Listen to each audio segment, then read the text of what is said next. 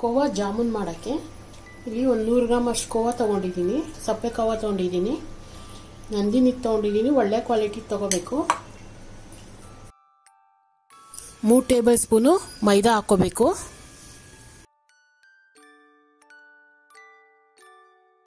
ಕಾಲು tea spoon ಅಷ್ಟು ಅಡುಗೆ soda ಹಾಕೋಬೇಕು.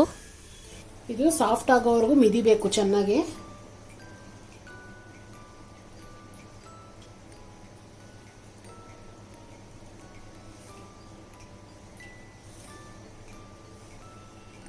ಕಟ್ಟೆ ಮೇಲೆ ಮಿದಿದ್ರೆ ನೀಟಾಗಿ ಬರುತ್ತೆ. ಮೈದಾ ಎಲ್ಲ ಚೆನ್ನಾಗಿ ಮಿಕ್ಸ್ ಆಗಬೇಕು. ಸಾಫ್ಟ್ ಆಗಬೇಕು ಹಿಟ್ಟು. ಅಲ್ಲಿವರೆಗೂ ಮಿದಿಬೇಕಿದ್ನ ಚೆನ್ನಾಗಿ.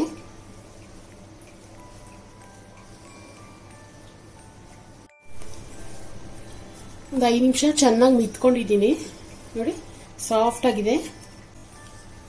ಸ್ವಲ್ಪ ಕೈಗೆ ತುಪ್ಪ ಮಾಡ್ಕೋಬೇಕು.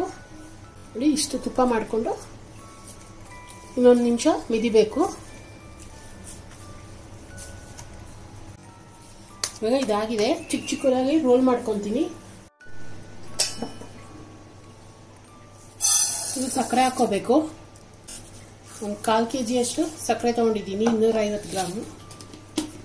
ನಾವು ಎಷ್ಟು ಸಕ್ಕರೆ ತಗೊಂಡಿದ್ದೀವೋ ಅಷ್ಟೇ ನೀರು ಹಾಕೋಬೇಕು. 1/4 ಲೀಟರ್ ನೀರು ಹಾಕೋಬೇಕು. ಇದು ಕಾಯಿಗೆ ಇಕ್ಕೋಬೇಕು. ಸಕ್ಕರೆ ಎಲ್ಲ ಕರಗಿ ಒಂದು 2-3 ಕುದಿ ಚೆನ್ನಾಗಿ ಕುದಿಬೇಕು. ಒಂದು 2 ನಿಮಿಷ ಅಷ್ಟೇ ಸಾಕು. ಇವಾಗ ಚಿಕ್ಕ ಚಿಕ್ಕ ಉಂಡೆ ಮಾಡ್ಕೊತೀನಿ. ಇದನ್ನ ಮಿನಿ ಜಾಮೂನ್ ತರ ಮಾಡ್ಕೊತೀನಿ ಇವತ್ತು.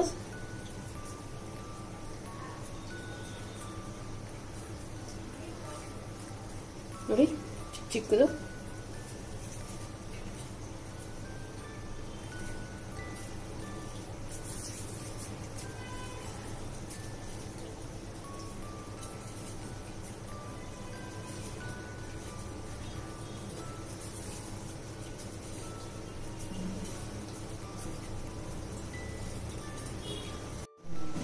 ನೋಡಿ ಎಣ್ಣೆ ಕಾಯಬೇಕು, ಕುದಿಬಾರ್ದು. ಎಲ್ಲ ಬಿಟ್ಕೊಂಡ್ಬಿಡ್ಬೇಕು ಒಂದೊಂದೇ.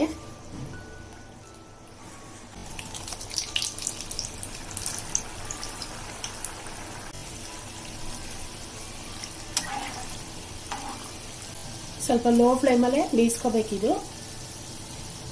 ಒಳಗೆಲ್ಲ ಬೇಯಬೇಕಲ್ಲ. ಸ್ವಲ್ಪ ಬ್ರೌನಿಶ್ ಆಗಬೇಕಿದೆಲ್ಲ. ಕೈ ಆಡ್ತಾ ಇರಬೇಕು, ಕೈ ಬಿಡಬಾರ್ದು ಮಧ್ಯದಲ್ಲಿ. ನೋಡಿ ಎಲ್ಲ ಒಂದೇ ಸಮ ಬೆಂದಿದೆ. ಒಂದೇ ಕಲರ್ ಇದೆ. ಎಲ್ಲ ನೀಟಾಗಿ ಫ್ರೈ ಆಗಿದೆ. ಎಲ್ಲೂ ಬಿಟ್ಕೊಂಡಿಲ್ಲ.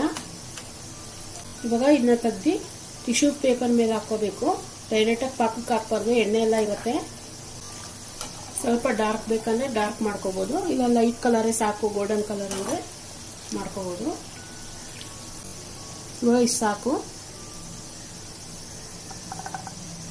ಈ ತರ ಟಿಶ್ಯೂ ಪೇಪರ್ ಮೇಲೆ ಹಾಕೋಬೇಕು.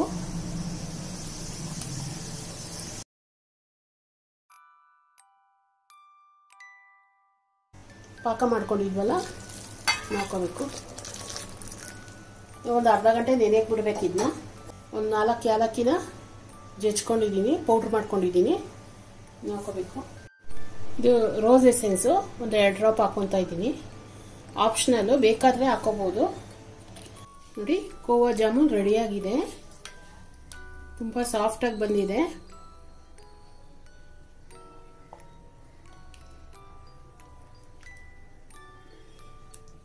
ಈಸಿಯಾಗಿ ಆಗುತ್ತೆ, ಬೇಗನೂ ಆಗುತ್ತೆ. ಕರೆಕ್ಟ್ ಮೆಜರ್ಮೆಂಟ್ ಹಾಕಿ ಮಾಡಿ. ರೆಸಿಪಿ ಏನಾದ್ರು ಇಷ್ಟ ಆದರೆ ಲೈಕ್ ಮಾಡಿ, ಶೇರ್ ಮಾಡಿ, ಸಬ್ಸ್ಕ್ರೈಬ್ ಮಾಡಿ.